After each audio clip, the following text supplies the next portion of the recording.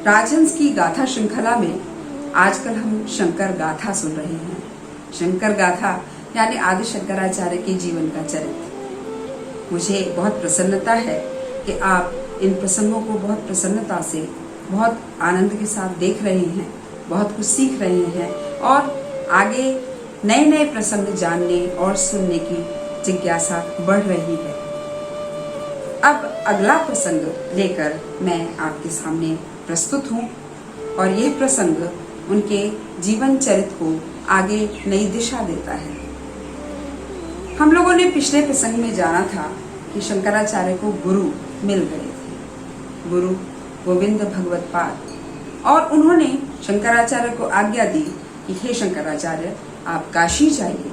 काशी यानी आज का बनारस। वहां जाने के लिए कहा और कहा कि अद्वैत वेदांत सिद्धांत का आप प्रचार और प्रसार करिए।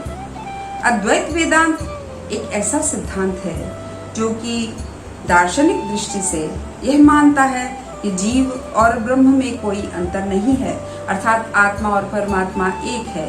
अद्वैत का मतलब है जहाँ दो खत्म हो जाए, दो का भाव खत्म हो जाए, हम और आत्मा एक ही मान लिए जाए। इस सिद्धांत का प्रचार और प्रसार करने के लिए शंकर चल दिए काशी की ओर। काशी पहुंचने पर उन्हें अनेक शिष्य मिले, जिनमें चोल देश के सनंदन तो उनके अत्यंत प्रिय शिष्य बन गए। वे दिन प्रतिदिन अपने इस वेदांत के सिद्धांत का प्रचार और प्रसार करने लगे और पूरी काशी में उनकी धूम मच गई। एक दिन वे अपने शिष्यों के साथ गंगा के तट की ओर जा रहे थे। मध्याह्न का समय था, यानी दोपहर का समय था। अचानक मार्ग में उन्हें एक चांडाल मिला, जिसके साथ 4 कुत्ते थे और ये 4 कुत्ते बहुत भयंकर और भयानक थे। चांडाल का वेश भी बड़ा डरावना था। शंकराचार्य के शिष्य एकदम आगे बढ़ते बढ़ते डर के कारण पीछे हटने लगे। तो शंकराचार्य ने चांडाल से कहा कि चांडाल, आप हमें मार्ग दीजिए, हमें गंगा की दिशा में जाना है। तो चांडाल ने पूछा कि शंकराचार्य, आप वही हैं ना जो अद्वैत वेदांत का प्रचार और प्रसार कर रहे हैं? क्या आप स्वयं इस सिद्धांत को समझ पाए हैं? यदि आत्मा और परमात्मा एक है तो कौन किसके दूर और किससे पास हो सकता है? यह प्रश्न सुनकर शंकराचार्य सचमुच हतप्रभ रह गए। उन्हें समझ में आया कि मेरे सामने कोई अद्वितीय शक्ति है, कोई अद्भुत दैवी शक्ति खड़ी है। शंकराचार्य चांडाल के पैरों में गिर गए और उन्होंने उनकी स्तुति की।